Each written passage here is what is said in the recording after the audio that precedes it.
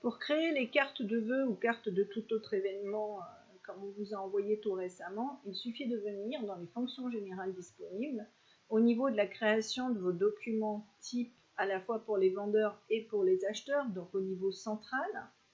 Vous allez pouvoir donc vous créer le document comme bon vous semble. Par exemple, ben voilà, nous on est allé chercher une photo. Après, c'est du travail de Word et de la mise en page. Donc, référez-vous à Microsoft. Vous allez donc par contre penser à intégrer dans le type de texte que vous écrivez les variables éventuelles. Donc comme nous on s'adressait à vous, on n'a mis que votre prénom. Bien entendu, pour nos clients, on mettra peut-être civilité, nom, prénom. Un texte, une image, j'ai rajouté du texte ici en le mettant en place, et un texte qui est en dehors. Alors attention, là on est en train de travailler dans Word. Word va être transformé en HTML. Donc il va falloir, une fois que vous avez sauvegardé ce document et que vous l'avez bien enregistré, il va falloir que vous vous envoyiez une paire de fois à vous-même le mail, parce que vous allez vous rendre compte qu'en fait cette image qui apparaît joliment comme ça sous Word n'apparaît pas tout à fait pareil au niveau de votre mail. Je vous montre le mail que je me suis envoyé. Voilà. Vous voyez par exemple, la première fois que j'envoie le mail, j'ai l'image qui est ici comme ça, qui ne va pas bien avec le texte parce que y a des sauts de ligne, etc. au niveau du texte qui sont disproportionnés quand ça passe en HTML. Donc j'ai commencé effectivement par réduire les espaces au niveau du texte, et ensuite je me suis rendu compte que le texte dépassant l'image, il m'a suffi simplement de remodifier la taille de l'image pour me dire effectivement elle n'est pas tout à fait comme je veux, je l'agrandis. Je re-sauvegarde, je me le suis renvoyé à nouveau, et là effectivement on a fini par avoir des textes qui commençaient à ressembler à quelque chose avec le texte qui va bien et l'email en dessous. Donc ça, en tout et pour tout, j'ai dû faire 3-4 essais pour trouver la bonne taille du texte, la bonne taille de l'image. Bien sûr, à chaque fois donc, j'ai fait ma sauvegarde, je suis retournée en utilisation comme je vais vous montrer. Je reviens, donc je me suis sélectionnée bien sûr avec un mail qui m'appartient. Je viens me relancer en impression de document. Je fais un email au vendeur. L'objet, je l'ai appelé test, c'est logique. Et je suis revenue donc chercher mes vœux 2018. Bien dire que je voulais faire un envoi par mail de cette impression et j'ai validé ma sélection.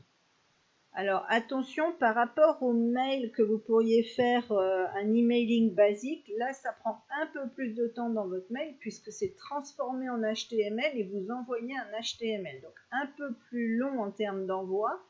Si effectivement vous êtes comme moi avec 700 et quelques acquéreurs à devoir envoyer le mail, d'abord attention pour ceux qui ont des boîtes mail, au-delà de 500 mails par 24 heures, votre boîte risque de se bloquer. Donc faites bien attention au nombre de mails que vous envoyez, pas en une seule fois, en 24 heures. Donc si vous faites 100 plus 100 plus 100 plus 100 plus 100 plus 100 plus 100, il y a un moment où vous dépassez le quota, faites bien attention à ça.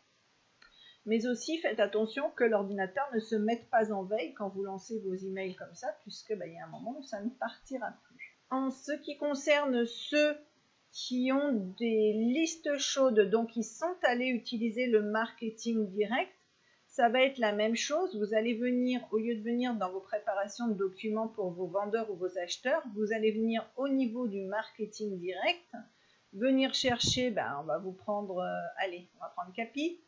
Vous venez chercher le mailing Word du marketing direct et vous allez venir éventuellement chercher un document tout prêt ou vous préparez bien sûr un document. Moi j'ai fait un gentil copier-coller de l'autre. Et une fois que c'est créé, vous fermez et vous pouvez partir en utilisation. Sauf que là, effectivement, vous êtes obligé de recréer votre document au niveau du mailing Word de marketing direct. Que ce soit au niveau du CRM ou du logiciel de marketing direct, une fois que votre document est prêt, vous allez pouvoir sélectionner tout ou partie de votre base de données, faire votre emailing en le personnalisant à chaque fois, en remplaçant vos variables par des données. Le plus long, en fait, ça va être la conception de votre document, de votre carte de vœux. Sachant que si vous faites bêtement un copier-coller d'une image, ça va être difficile de venir juste y insérer la variable nom, prénom, etc. Il faut quand même avoir une image en dessous et remettre un texte par-dessus pour que ce soit plus vivant. Maintenant, vous êtes libre de faire ce que vous voulez. Si mettre le nom et le prénom au-dessus de la photo au milieu et un texte en dessous, ça vous convient. Pourquoi pas, en fait, chacun fait comme il le sent et avec ses goûts. Voilà, bah écoutez, je vous souhaite de bien vous amuser. Je pense que vous allez surprendre vos clients si vous faites ce genre de choses.